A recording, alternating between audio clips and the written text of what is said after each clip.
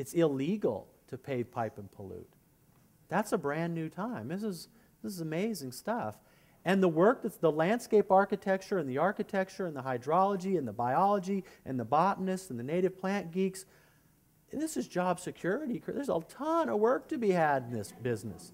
This whole thing that green's going to cost us money is like, no, green's going to cost the money on the people who've been having their business model based on unsustainable behavior.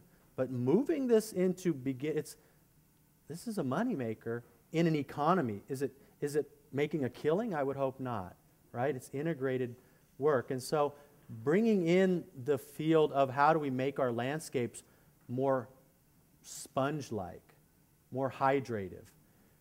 Has anyone ever sat by a river or a creek in around here, let's say October or November, and you didn't have rain till when? February, March, April, if you're happy. We'd love some in May, right, this year? I would love a May storm right now. And the creek's still running. Do you guys have creeks that flow year-round around here, right? How does that happen? This is magic, right? Where's it coming from?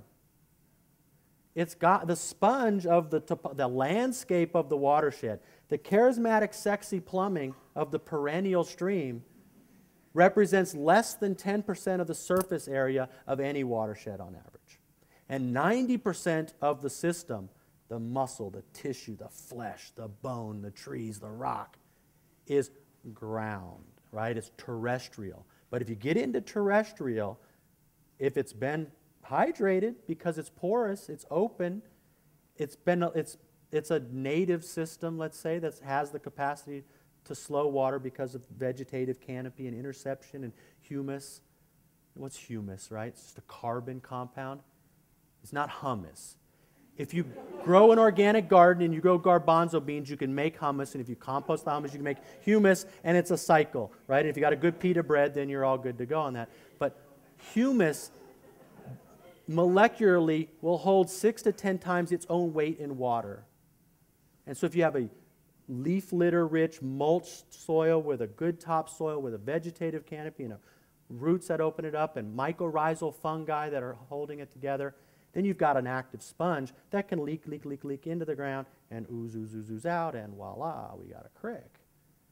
And anybody paid attention to any of your streams around here that happen to be in areas that have what we might call been more urbanized or logged or maybe ranched a little too hard, overgrazed, a little too compacted, a little too converted?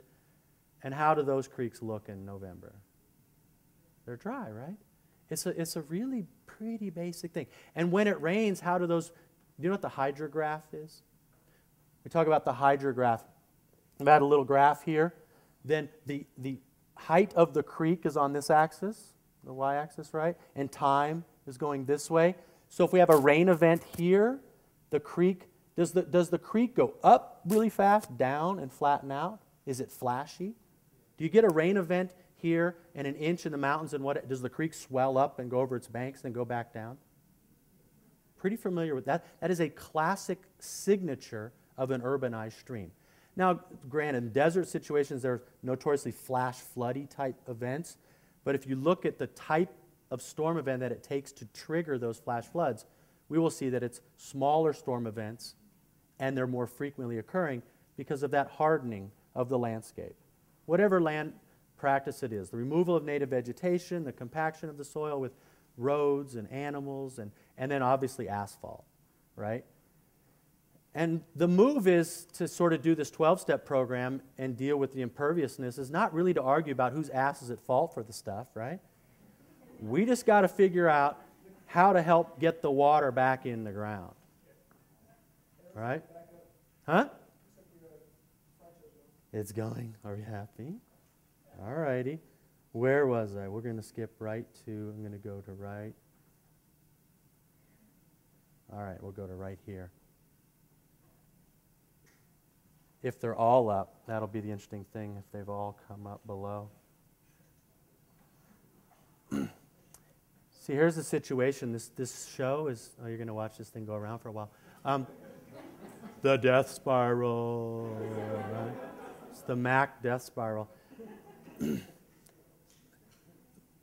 My issue is these shows are huge, 400 megs, because I hate pixelated pictures. So I tend to load images in there that are instead of 50 or 100K, which most people do, and then you get all grainy. They're 400K, and then you got a bunch of them, and so the show is big, and it's just I need more RAM. So it's a problem. But having come out of an era of doing slideshows with 35 millimeter, old school, Kodak slide, right? Old school, right? Old school, yeah, back in the old days, right? There was slide, right? After overheads, then there was a chalkboard somewhere in there, right? And I think then we just, if you had a high quality image on a slideshow, then you had a good image on the screen. And as much as the digital age is really fun as a technology, it's really easy. You just take a camera and you can digitize life. That's all I'm doing. I just run around. I feel like a work correspondent. I'm just out there taking pictures of what's out in the world, and I'm trying to tell a story if this thing would work for me.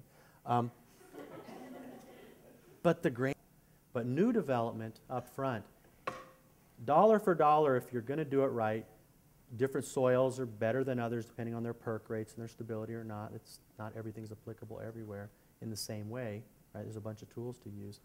But the difference in if you do a true cost accounting, a life cycle analysis of the cost of, what's the cost of the fact that in Portland cement, for every pound of Portland cement, there's 3 pounds of CO2 in the atmosphere because you had to cook limestone, which is a biological rock, right, based on calcium skeletons of little calcareous critters that rained down onto the ocean floor a long time ago. You got to cook that out, right? So 3 pounds of CO2 per pound. So if you're putting in a bunch of concrete, a bunch of pipes, a bunch of drop inlets, a bunch of trapezoidal channels, well, who's paying for that? The planet's paying for it. It's just not on your line item budget.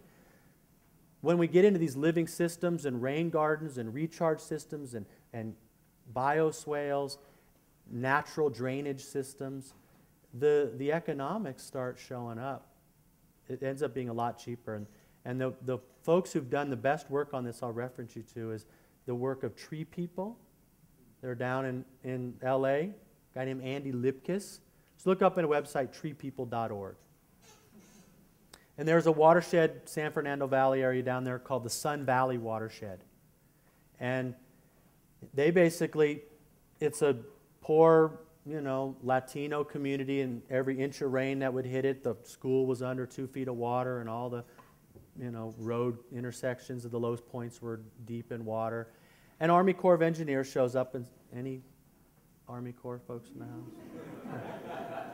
Any engineers? I have some very good engineer friends. I even have a lawyer friend or two.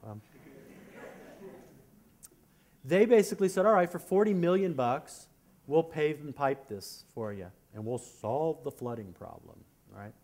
And Andy Lipkiss and his folks came in and said, well, we did a cost-benefit analysis, and what we'll do is for $100 million up front, we'll get you more green space, more ball fields, better quality ball fields, improved water quality, increased groundwater recharge, which provides actual supply, reducing need for imported water, all of the associated pumping costs, the electricity costs, the embodied energy, the greenhouse gas emissions, with a local recharge basin, and reduce the flooding, daylighted creeks with more green space, and will save you in that process for $60 million up front, $200 million over 20 years.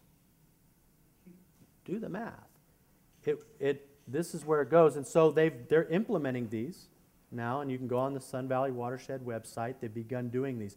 They're pulling up areas, whether they're old asphalt or maybe they're original ball fields or edges, and putting in these chambers, these big stormwater chambers. Sometimes they're concrete, sometimes they're plastic, different things. And then they're reapplying whatever on top. It could be a parking lot, could be buildings, could be a ball field, could be any other land use you want. You engineer them differently depending on loads and vehicles and such, right?